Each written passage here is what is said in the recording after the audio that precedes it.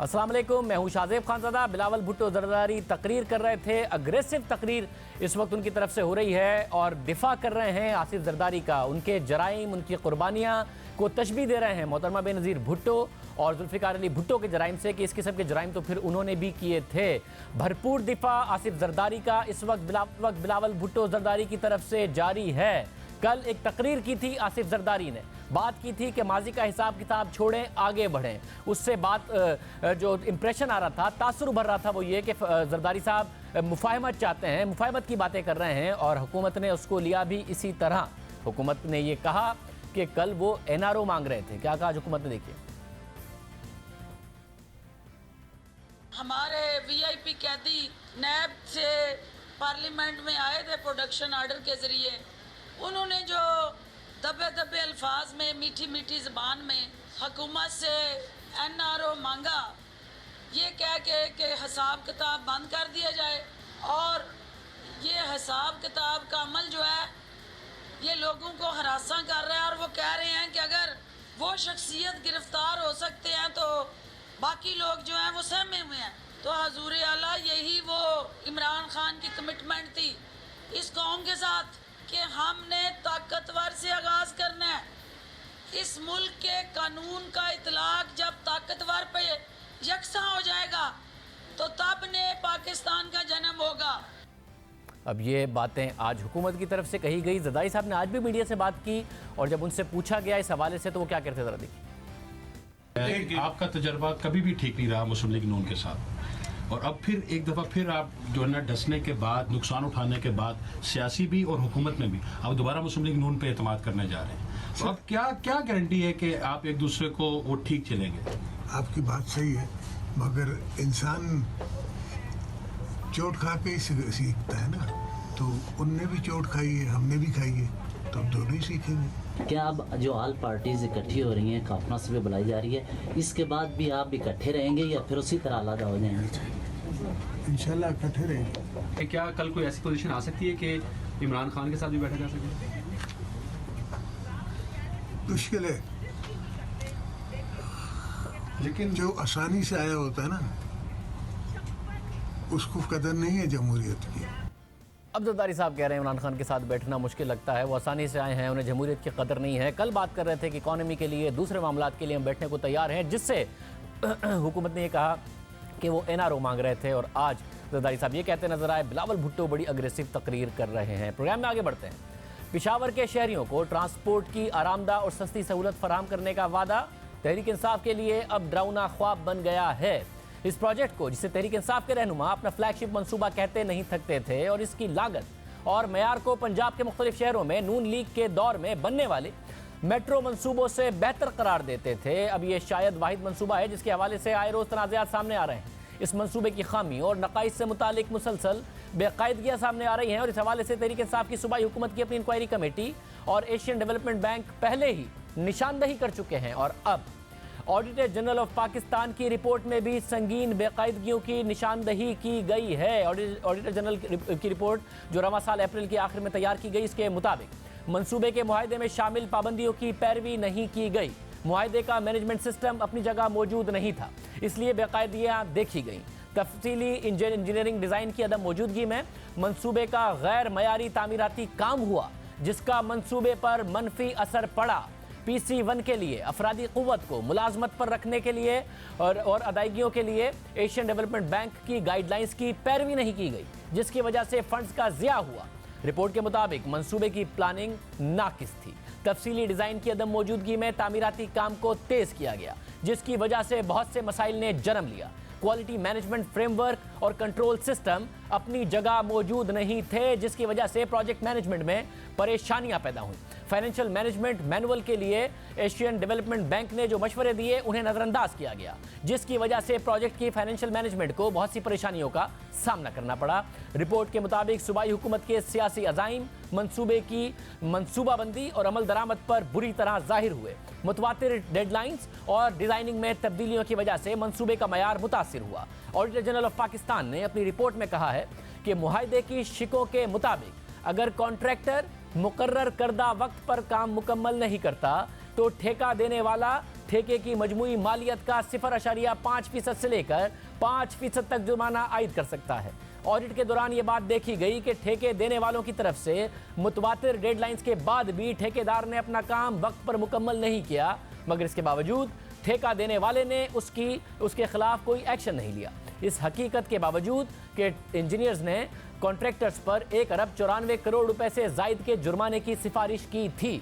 ये नाकामी इसलिए हुई क्योंकि मुकर्ररा वक्त और टाइमलाइन के हवाले से पेशावर डेवलपमेंट अथॉरिटी ने कॉन्ट्रैक्ट की शिकों पर अमल दरामद नहीं करवाया। इसी तरह डिज़ाइन में तब्दीली से मुतालिक भी लागत बढ़ने से मुतालिक ऑडिट रिपोर्ट में अहम हकाइक बताए गए हैं। रिपोर्ट के मुताबिक प्रोजेक्ट के ऑडिट के वक्त ये बात सामने आई है कि प्रोजेक्ट के डिज़ाइन में तब्दीली के जो ऑर्डर दिए गए, इससे प्रोजेक्ट के बजट पर 10 अरब 46 करोड़ रुपए का फर्क पड़ा। यानी जुर्माने वाली रकम जो नज़रअंदाज की गई और डिज़ाइन में तब्दीली की लागत को इकट्ठा किया जाए तो पेशावर मेट्रो बस प्रोजेक्ट में तकरीबन 12 अरब रुपए का ये इजाफी बोझ बनता है, जो इस प्रोजेक्ट की शफाफियत पर कई सवाल उठा रहा है। इसी तरह रिपोर्ट में गैर कानूनी ठेकों की भी बात की गई है। रिपोर्ट के मुताबिक तामीरात की निगरानी के लिए गैर कानूनी तौर पर 91 करोड़ रुपए के ठेके दिए गए, जिसका हवाला देते हुए रिपोर्ट में लिखा गया कि डिज़ाइन कंसल्टेंसी का ठेका फरवरी 2017 को दिया गया, जिसकी ख़त्म होने की मुद्दत फरवरी 2018 थी, और तामीरात की निगरानी के लिए जो ठेका दिया गया वो नवंबर 2017 को दिया गया, जबकि इस वक्त डिज़ाइन कंसल्टेंसी की तरफ से कोई चीज़ दी ही नहीं गई थी।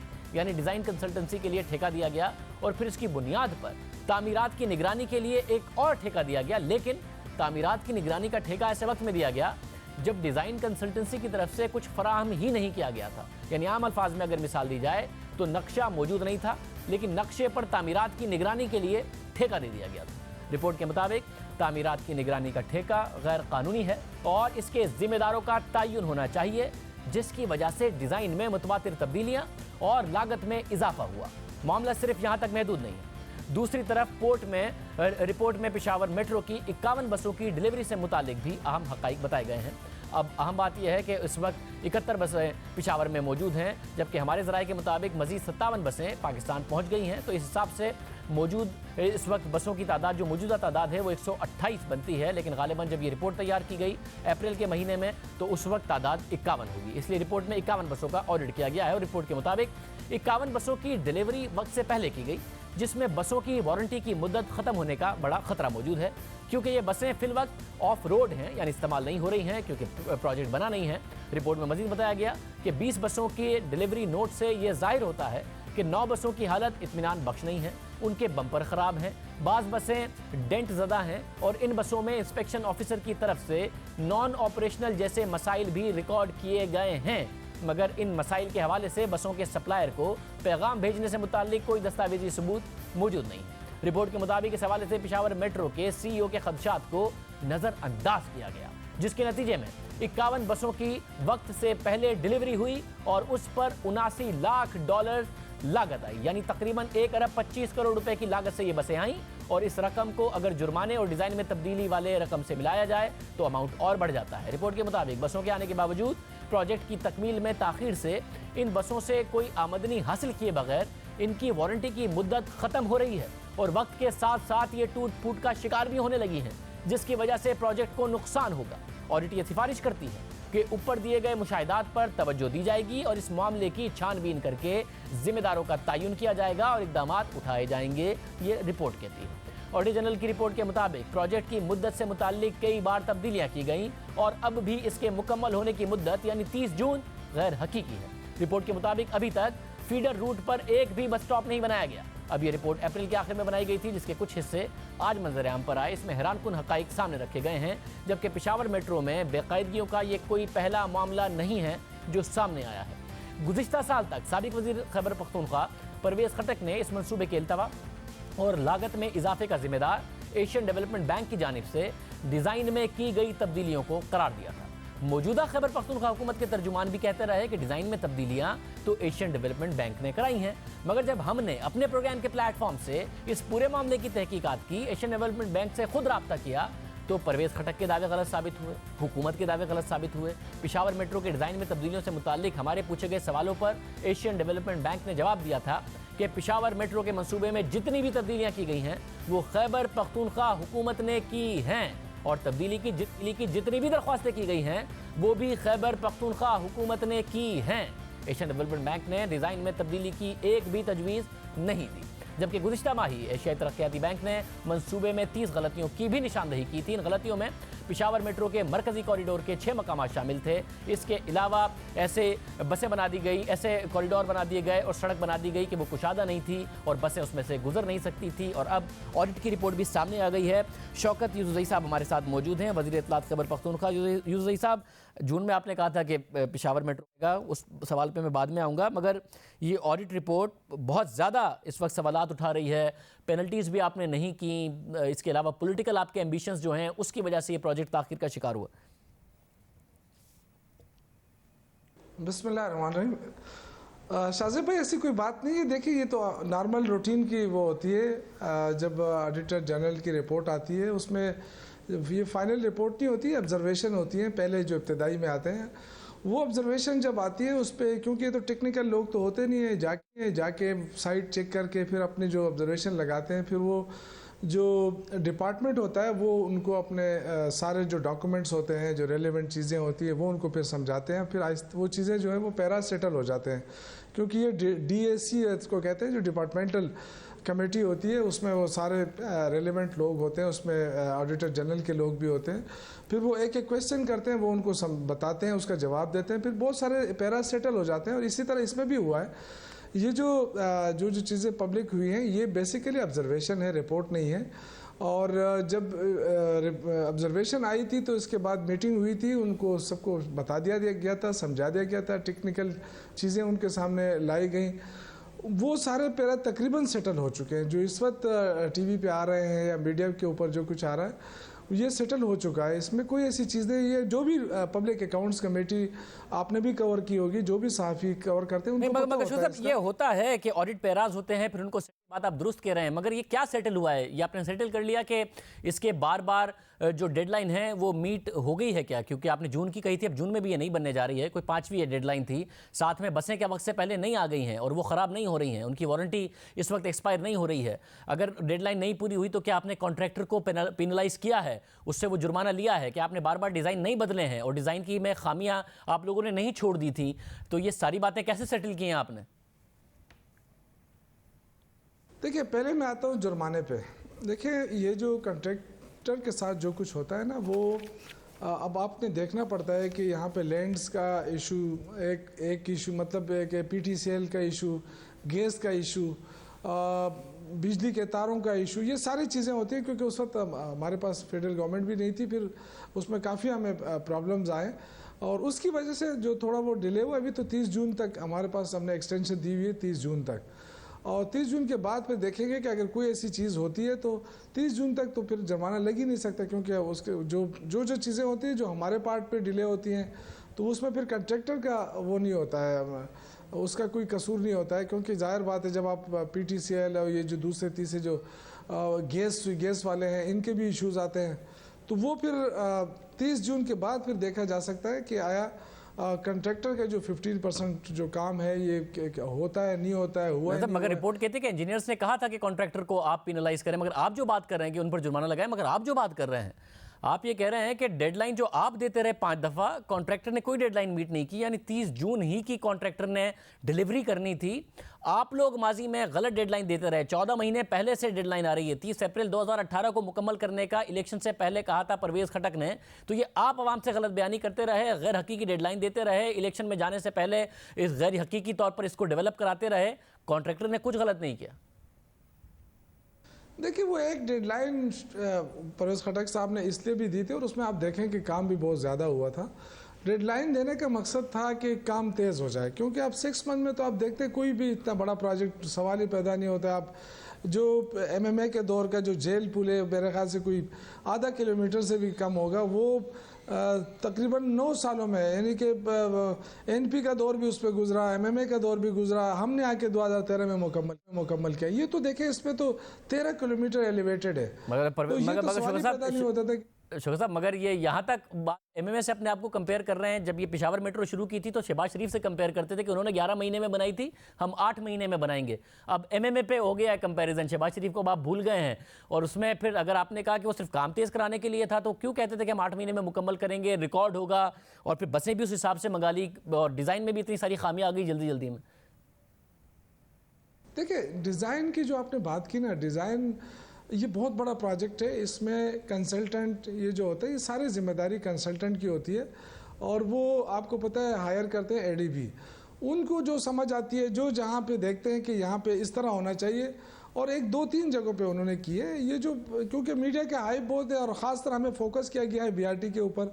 जो भी बात होती है, हालांकि ये जो ऑब्जर्वेशन है, ये तो आम रूटीन की चीज़ें हर महकमे के ऊपर आती हैं, क्योंकि ऑडिटर जनरल जब रिपोर्ट तैयार करते हैं तो उनकी ज़्यादातर ऑब्जर्वेशन ख़त्म हो जाती हैं जब तक वो पब्लिक अकाउंट्स कमेटी में जाते हैं। तो ये जो ऑब्जर्वेशन है ये भी इतने होनी, लेकिन चूंकि बीआरटी बहुत ज़्यादा वो है, फेमस है। मतलब फेमस इसलिए कि आप लोगों ने फेमस किया हुआ है उसे, आप लोगों ने इतना फ्लैगशिप बताया था, दूसरों की जगला थी, आपका कुछ अलग था, और रिकॉर्ड मुद्दत में इसको मुकम्मल होना था। इतना बैरूनी कर्जा आपने इसमें लिया हुआ है, दूसरों के 10 साल के कर्जों के ऑडिट करा रहे हैं।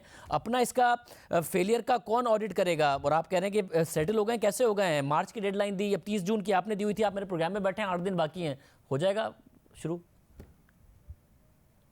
सर जी देखिए, काम बहुत तेज़ हो रहा है और ठीक ठाक हो रहा है। अभी तो हमने डेडलाइन देना छोड़ ही दिया ना, हम तो कह रहे हैं कि कंप्लीट हो जाएगी तो इंशाल्लाह आप आ जाएंगे इस पे। मेरे ख्याल से हम आपसे इफ्तिताह करा लेंगे। ऐसा नहीं, मुझसे ना कराइएगा, मैं कराची से आऊँगा और उसके बाद मुकम्मल नहीं हुआ मुझे वापस आना पड़ जाएगा, बहुत लंबा सफ़र है यहाँ से, तो आप लोग खुद ही इफ्तिताह कर लीजिएगा, मगर कर लीजिएगा टाइम पर। नहीं, मैं आपको दावत दूंगा इंशाल्लाह, आप ज़रूर आएँ। अभी भी अगर आप आएँ तो आप हैरान हो जाएंगे कि जो सिविल वर्क है वो बिल्कुल कंप्लीट है। ये जो अंदरूनी जो काम है उसका आईटीएस जो सिस्टम है, आप देखें काफ़ी लोग इस वक्त कोई बीआरटी का नाम नहीं ले रहे, इसलिए कि उनके लिए कोई मसला नहीं है। आसपास जितनी भी सड़कें थी वो खुल चुकी हैं, वो बन चुकी हैं। लोगों को जो हार्डल्स क्रिएट हो रहा था इसके दौरान वो ख़त्म हो चुके हैं। अब सारे लोग स्मूथली आ रहे हैं, जा रहे हैं, इसलिए बीआरटी का नाम भी कोई नहीं ले रहा है। लेकिन जो अंदरूनी उसके इंटरनल वर्क है, जो जिसमें आईटीएस निज़ाम है, जिसमें ये जो टिकटिंग वगैरह सारा, वो इस वक्त उस पर काम शुरू है, और जो अंदर जो स्टेशंस के हैं वो कंप्लीट हो रहे हैं इंशाल्लाह ताला। बहुत शुक्रिया, शौकत चौधरी साहब हमारे साथ मौजूद थे। डेडलाइन पूरी नहीं होती पर ज़ाहिर है बतौर वज़ीर इत्तलात उनका कसूर तो नहीं है, मगर उनको डिफेंड करना पड़ता है। शकील फरमान इस वक्त हमारे साथ मौजूद हैं, नुमाइंदा जियो न्यूज़ पेशावर।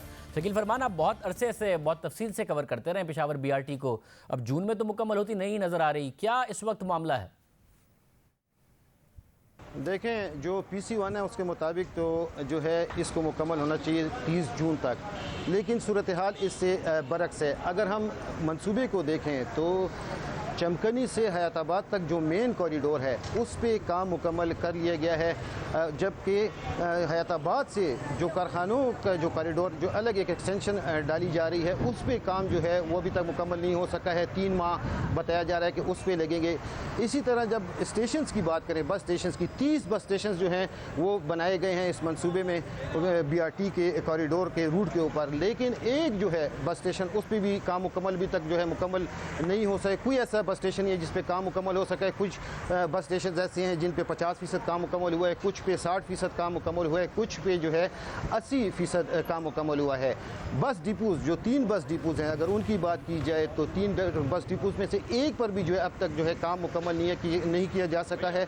चमकनी का जो बस डिपो है उस पे अब तक जो है 50% काम मुकम्मल हुआ है, जबकि डबगरी जो बस डिपो है उसके ऊपर बताया जा रहा है कि 40%। हयाताबाद का जो बस डिपो है उस पर सिर्फ अब तक 20% काम मुकम्मल हो सका है। हयाताबाद बस डिपो के हवाले से ये खबर है कि हुकूमत को कन्वे कर दिया गया है कि वो जो है अप्रैल में अगले साल जो है मुकम्मल होगा। दूसरे दो बस स्टेशन हैं उनके बारे में भी जो हुकूमत को बताया गया है, जो डिपोज हैं उन पे काम जो है मुकम्मल जो है कर लिया जाएगा। नवंबर की डेडलाइन इस मरतबा हुकूमत को दी गई है, लेकिन यह अनऑफिशियली है, नहीं बताया जा रहा, ना हुकूमत बता रही है और ना अफसरान बता रहे हैं। इस वक्त वो इस मरतबा वो बिल्कुल खामोश है, क्योंकि पहले उन्होंने कई जो है डेडलाइंस दी हैं लेकिन वो पूरा नहीं कर सके। तो अब जो है अंदर की खबर ये है कि हुकूमत को बता दिया गया है कि नवंबर तक ये मनसूबा मुकम्मल होगा और 1 माह जो है ये दिया जाएगा ट्रांस पेशावर को, ताकि ITS इंटेलिजेंट ट्रांसपोर्ट सिस्टम जो है उसकी तनसीब की जा सके। तो दिसंबर का बताया जा रहा है कि दिसंबर तक ये जो है मंसूबा मुकम्मल होगा। लेकिन आप अगर बस डिपो की बात करें हैदराबाद की, तो वो जो है अगले साल अप्रैल में मुकम्मल होगा और ये हुकूमत को बता दिया गया। शुक्रिया। शौकत ज़ुज़ैर साहब भी तैयार नहीं थे कोई डेडलाइन देने को, उन्होंने कहा डेडलाइन देना हमने छोड़ दी है।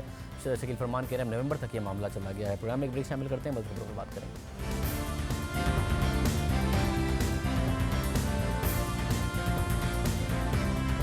सिर्फ 8 दिन रह गए हैं, उसके बाद एक्शन होगा। वो लोग जो टैक्स दे सकते हैं मगर देते नहीं हैं, उनकी असासे हैं मगर डिक्लेयर नहीं किए हैं, वो लोग कानून की गिरफ्त में आ सकते हैं। हुकूमत टैक्स वसूली के निज़ाम में मज़बूत तब्दीलियां ला रही है और तवक्को कर रही है कि ज़्यादा से ज़्यादा लोग टैक्स दें। इसलिए हुकूमत जहां एक तरफ टैक्स एमनेस्टी स्कीम के जरिए असासे छुपाने वालों को आखिरी मौका दे रही है, वहीं बहुत से इक़दामात भी उठा रही है। FBI के अलावा दीगर इदारे भी मुतहर्रिक हैं और डेटा मैनेजमेंट पर काम हो रहा है। बैंकों से डेटा जमा किया जा रहा है और हुकूमत खबरदार कर रही है कि टैक्स एमनेस्टी स्कीम की मुद्दत ख़त्म होने के बाद हुकूमत बड़ा एक्शन लेगी। टैक्स एमनेस्टी स्कीम की मुद्दत में तोसी नहीं देगी। वज़ीर आज़म इमरान खान ने तीसरी बार कौम से अपील की कि वो टैक्स एमनेस्टी स्कीम से फ़ायदा उठाएं वरना एक्शन होगा। साथ ही उन्होंने कहा कि अगर कौम साथ दे तो 8,000 अरब रुपए जमा कर सकते हैं। आपको ये फिक्र नहीं करनी चाहिए अब करप्शन की, उसको तो हम छोड़ेंगे नहीं। मसला अब है टैक्स की चोरी का। टैक्स की चोरी ख़त्म करने के लिए मुझे अब आपकी ज़रूरत है। मैं आपके लिए एक स्कीम लेके आया हूँ, वो है कि अपने असासे डिक्लेयर करें और ये 30 जून तक है। हमने अगले साल 5,500 अरब रुपया इकट्ठा करना है। मेरे ख्याल में अगर कौम फैसला कर ले, हम हर साल 8,000 अरब रुपए से ज़्यादा इकट्ठा कर सकते हैं। मैं चाहता हूँ कि आपके सामने मुश्किलात ना आए। FBI के पास सारा वो डेटा अवेलेबल है और अगर आप FBI की मालूमात वेबसाइट पर चले जाएंगे, आप अपना डेटा आपको पता चल जाएगा कि क्या क्या चीज़ें अब हमारे पास आ गई हैं। मैं नहीं चाहता आपको मुश्किल का सामना करना पड़े, इसलिए मैं चाहता हूँ कि इसका फ़ायदा उठाएं और इस मुल्क को इस मुश्किल वक्त से निकालें। चेयरमैन FBI भी मुतमईन है। साथ साथ ये वज़ीर आज़म का तीसरा पैगाम है जिसमें वो आवाम से अपील भी कर रहे हैं, उन्हें ये भी कह रहे हैं कि अगर अब फ़ायदा नहीं उठाया तो डेटा हमारे पास बहुत मौजूद है। साथ ही चेयरमैन FBI भी कह रहे हैं कि अगर लोग रज़ाकाराना तौर पर असासे ज़ाहिर कर लेंगे तो ठीक है, वरना हुकूमत एक्शन लेगी। और अगर हुकूमत अगर टैक्स एमनेस्टी स्कीम का फ़ायदा ले लें तब भी FBI का फ़ायदा है, वरना भी FBI ही का फ़ायदा है। FBI ने एक ऑनलाइन पोर्टल बनाया है। FBI के पोर्टल में 5 करोड़ 30 लाख अफराद के बैंक अकाउंट्स, जायदादों, यूटिलिटी बिल्स और सफ़र की तफसीलात बताई गई हैं। वज़ीर मुमलिकत बराए रेवेन्यू हमाद अज़हर ने आज चेयरमैन FBI के साथ प्रेस कॉन्फ्रेंस करते हुए कहा कि वो दो पोर्टल बना दिए गए हैं जिसमें 5 करोड़ 30 लाख अफराद का डेटा मौजूद है। लोग खुद जाकर अपना रिकॉर्ड देख सकते हैं कि हमें उनके बारे में क्या क्या पता है, उनके सफ़र की हिस्ट्री, उनके बैंक अकाउंट्स की मालूमात सब हमारे पास मौजूद है। 500 रुपये की फ़ीस अदा करें, साथ ही अपना डेटा एंटर करें और देख लें कि इस वक्त हुकूमत के पास सारा रिकॉर्ड मौजूद है। शब्बर ज़ैदी साहब चेयरमैन FBI हमारे साथ मौजूद हैं। शब्बर ज़ैदी साहब बहुत शुक्रिया। शब्बर ज़ैदी साहब, जैसा कि आपने कहा कि फ़ायदा उठा लें एमनेस्टी स्कीम से तब भी हमारा फ़ायदा है FBI का, वरना भी फ़ायदा है क्योंकि डेटा पूरा मौजूद है। वैसे प्रॉपर्टी का भी डेटा सारा मौजूद है आप लोगों के पास इन पोर्टल्स में? देखिए, प्रॉपर्टी का डेटा पंजाब का तो हमने डाउनलोड कर दिया है। आज जिनका इंशाल्लाह कल आ जाएगा, कल परसों तक आ जाएगा, वो हम डाउनलोड कर देंगे और वो मालूमात के जो हमारी वेबसाइट है उसके ऊपर अवेलेबल है विदाउट एनी कॉस्ट। हमने दो डेटा बेसेस रिलीज किए हैं आज। एक नादरा की सहूलत अकाउंट है और एक हमारा FBI मालूमात अकाउंट है। दोनों में नादरा की सहूलत अकाउंट में ज़्यादातर ट्रैवल का डेटा है, टेलीफोन का डेटा है, और जो हमारा मालूमात है उसमें प्रॉपर्टी है, बैंक अकाउंट, बैंक की होल्डिंग्स हैं, यूटिलिटीज़ हैं जहाँ तक अवेलेबल हैं। और ये मैं इशारे वाज़ेह कर दूँ कि ये कंप्लीटनेस नहीं इंश्योर करता कि ज़रूरी ये सारी चीज़ें हों, और जो कुछ हमारे पास अवेलेबल है हो सकता है हमारे पास थोड़ी कुछ ऊंच हो। तो ऑब्जेक्टिव ये है कि कम से कम एक आदमी को आइडिया हो जाए कि ये इन्फॉर्मेशन अभी तक अवेलेबल है और उस आदमी के पास और हमारे पास ये अवेलेबल है, इसको रिकंसाइल कर लें। ये इन्फॉर्मेशन किसी असेसमेंट के लिए इस्तेमाल नहीं होगी, बल्कि ये सिर्फ एक इंटरेक्शन है between the tax payer and the government without any personal interface. यानी लोगों के लिए अच्छा है कि वो एमनेस्टी ले लें तो ठीक है, वरना डेटा आपके पास है और इसे इस्तेमाल करते हुए फिर उनके खिलाफ 30 जून के बाद बाकायदा कार्रवाई होगी। जी देखिए, यही तो बुनियाद है कि देखिए हमारे पास ये हमने लोगों को ये वाज़ेह कर दिया कि देखें ये इन्फॉर्मेशन हमारे पास अवेलेबल है। हम पिछली 2 हुकूमतें ये कहती रही कि नाजरा का डेटा है, नाजरा का हम ये कर सकते हैं, वो कर सकते हैं, मगर लोगों को ये वो उनकी एक्सेस नहीं थी कि गलत है सही है, वो बात सही करें। हमने उसको ऑर्गेनाइज किया और पब्लिक में उसको रिलीज कर दिया विद प्राइवेसी लॉ के साथ। तो आज ये चीज़ मौजूद है लॉ में, आज पब्लिक की एक्सेस में मौजूद है प्राइवेसी के साथ। हो सकता है उसमें कोई कमी बेशी हो, कुछ इन्फॉर्मेशन में उस चीज हो, मगर कोई भी इंसान देख सकता है कि उसकी क्या कौन सी ट्रांजैक्शन जो है वो रिकॉर्डेड है। हो सकता है वो गलत हो, नाज़र सही करा सकता है, मगर अगर इन केस आदमी ने अवेल नहीं किया तो उसको यूज करते हुए मैं उसको इस्तेमाल जरूरी नहीं कि उसको उसी बेस से इस्तेमाल करूं, मगर वो एक इंडिकेटर जरूर है कि उसके बेस पर हम उसकी असेसमेंट कर सकते हैं और उससे टैक्स रिकवरी कर सकते हैं। सब ये बड़ी अहम बात है और ज़ाहिर है एमनेस्टी के हवाले से भी पूरा डेटा आपके पास मौजूद है। 8 दिन बाकी हैं। आप समझते हैं इन सब के बाद अब लोगों का रिस्पांस ज़्यादा तेज़ होगा और अभी तक बहुत अच्छा रिस्पांस नहीं आया एमनेस्टी का? देखिए शाहिद साहब, हमारी कौम की फितरत है, ये हमारा तरीका रहा है कि हम आखिरी दिनों में काम करते हैं।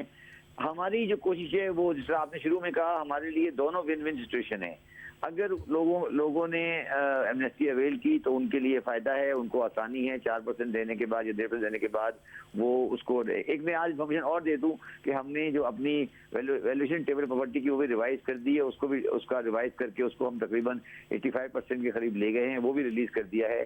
तो अब प्रॉपर्टी की वैल्यूएशन का भी जो मैकेनिज्म है वो भी हम बाय एंड लार्ज करीब ला रहे हैं, वो भी आज इन्फॉर्मेशन रिलीज कर दी है। तो हमने तमाम वो चीज़ें जो करने वाली थी डेटा वाले में वो कर दी है।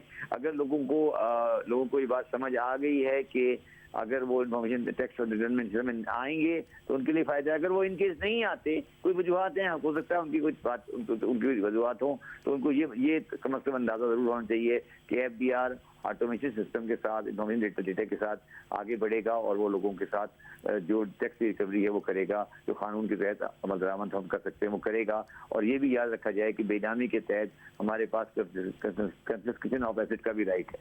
और 30 जून से आगे तारीख नहीं बढ़ेगी। IMF के प्रोग्राम में जा रहा है पाकिस्तान, सवाल नहीं पैदा होता कि 30 जून के बाद एमनेस्टी स्कीम की तारीख बढ़ेगी। नहीं, IMF की पॉइंट की वजह से नहीं बढ़ेगी। और देखिए ये हमारी फितरत बन चुकी है कि हम हर डेट को बताते हैं, मगर शायद मैं आपके प्रोग्राम के जरिए से कहना चाहता हूँ कि डिक्लेरेशन की डेट 30 जून है, पेमेंट की डेट आपकी आगे है। तो मेरी तमाम पाकिस्तानियों से दरख्वास्त है कि वो डिक्लेरेशन 30 जून तक कर दें। तो अगर उनके पास पेमेंट नहीं है या पेमेंट में उनको सहूलत नहीं है तो पेमेंट की डेट वो 30 जून 2020 तक भी, पेमेंट 30 जून 2020 तक भी कर सकते हैं। पेमेंट की डेट की डेट नहीं है 30 जून 2019, डिक्लेरेशन हर हाल में 2019 तक करनी है और पेमेंट जो है वो 2020 जून 2020 तक की जा सकती है उस लायबिलिटी की जो इस एमनेस्टी स्कीम पे, एसेट डिफेंस स्कीम के तहत आएगी। बहुत शुक्रिया। चेयरमैन FBR शब्बर मौजूद थे, तफसील से बता रहे थे कि इस वक्त अगर लोग एमनेस्टी स्कीम से फ़ायदा नहीं उठाते तो डेटा पूरा मौजूद है, आपके भले में है। अगर आपने अपने असासे डिक्लेयर नहीं किए, आप नॉन फाइलर हैं, फाइलर बनिए, असासे डिक्लेयर कीजिए, एमनेस्टी स्कीम का फ़ायदा उठाइए, वरना हुकूमत सख्त कार्रवाई करेगी। प्रोग्राम एक ब्रेक शामिल करते हैं, मज़ीद आपको बात करें।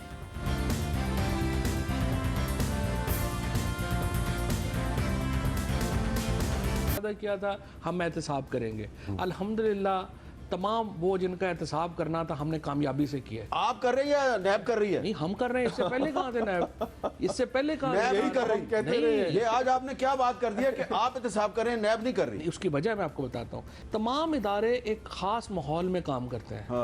हमने एक माहौल, इमरान खान से पहले करप्शन पाकिस्तान में इशू ही नहीं था। अच्छा, ये तो इमरान खान ने आके लोगों को बताया। लेकिन जरदारी साहब भी गिरफ्तार रहे हैं, नवाज शरीफ साहब भी पहले गिरफ्तार रहे हैं, शहबाज शरीफ साहब भी पहले गिरफ्तार रहे हैं। उस वक्त क्या होता था? गिरफ्तार करते थे, साथ ही डील लेके आ जाते थे, और जो अब भी यही चाहते हैं। ये बयान दिया जब से हुकूमत आई है, कभी कहते हैं कि हम एहतसाब कर रहे हैं, कभी कहते हैं हम नहीं कर रहे, इदारे कर रहे हैं, अपोजिशन हमारे खिलाफ क्यों एहतजाज कर रही है। फवाद चौधरी साहब ने यह बयान दिया और इस बयान से मुताल्लिक नैब ने नोटिस ले लिया है। इस हवाले से एलामिया जारी किया गया है नैब की तरफ से, जिसके मुताबिक नैब से मुताल्लिक वफाकी वजीर फवाद चौधरी के बयान का नोटिस लेते हुए इसे यकसर मुस्तरद करते हैं। यह बयान हक़ाइक़ के मुनाफी है, जिससे न सिर्फ नैब का तशख़्ख़ुस मजरू हुआ है बल्कि नैब के एहलकारों के काम की भी नफ़ी है। फवाद चौधरी का बयान नैब में जारी तहकीकात पर असरअंदाज होने और तहकीकात में रुकावट पैदा कर सकता है। नैब एलामिया के मुताबिक हुकूमत पाकिस्तान की तरफ से आज तक नैब को कोई रेफरेंस मौसूल नहीं हुआ है। चेयरमैन नैब ने DG नैब रावलपिंडी को हिदायत की है कि फवाद चौधरी के बयान की मुसद्दिका कॉपी पेमरा से हासिल करके उनके खिलाफ कानून के मुताबिक कार्रवाई अमल में लाई जाए। अब ये पहली दफ़ा नहीं है कि चेयरमैन नैब ने नोटिस लिया है फवाद चौधरी साहब के बयान का, पहले भी ले चुके हैं। अपने ही जो ऑफिशियल्स हैं डीजी नैब लाहौर के इंटरव्यू का भी नोटिस ले चुके हैं। होता फिर कुछ नहीं है।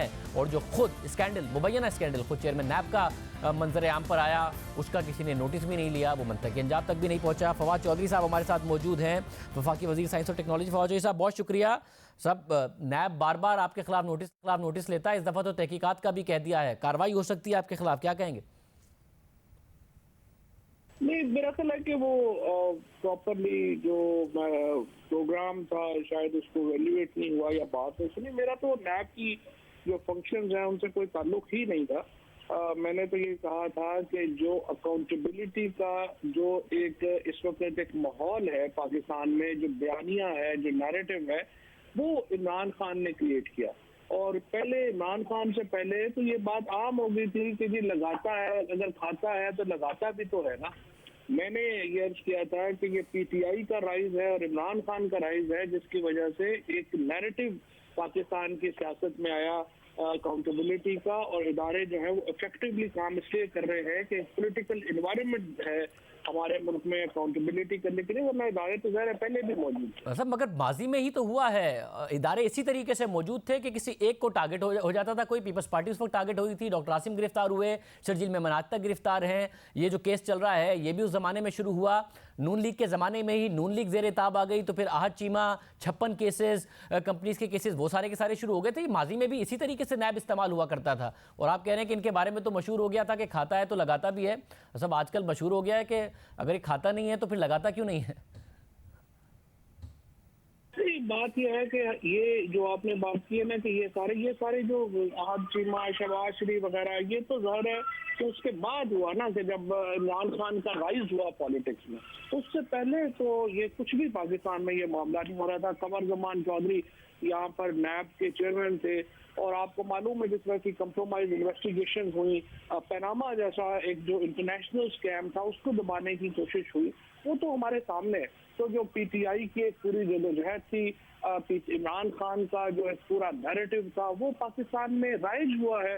तो पाकिस्तान में करप्शन को एक बुराई के तौर पे लिया गया है, वरना तो ये तो वैसे अगर किसी को ना माने तो फैलादाबाद है, वरना जाहिर है कि ये इमरान खान के राइज से पहले ये चीजें नहीं। मतलब अगर कॉम्प्रोमाइज इसको कहेंगे जो पहले था, या इसको कहेंगे जो अब है कि चेयरमैन नैब की एक मुबैना वीडियो उस चैनल पर चलती है जो कि वज़ीर आज़म के मामले खुसूसी का है, फिर वो चैनल और वो जो वीडियो है वो एक ऐसे केस के हवाले से जो ज़ेर इल्तवा है, उसकी कोई तहकीकात नहीं होती, वो गायब हो जाता है। चेयरमैन नैब का एक इंटरव्यू आता है जिसमें वो कहते हैं कि हुकूमत का मुझ पर दबाव है, बाबर एवान के, फिरदौस आशिक एवान के हवाले से। फिर उस इंटरव्यू का कुछ नहीं होता, कोई तहकीकात नहीं होती।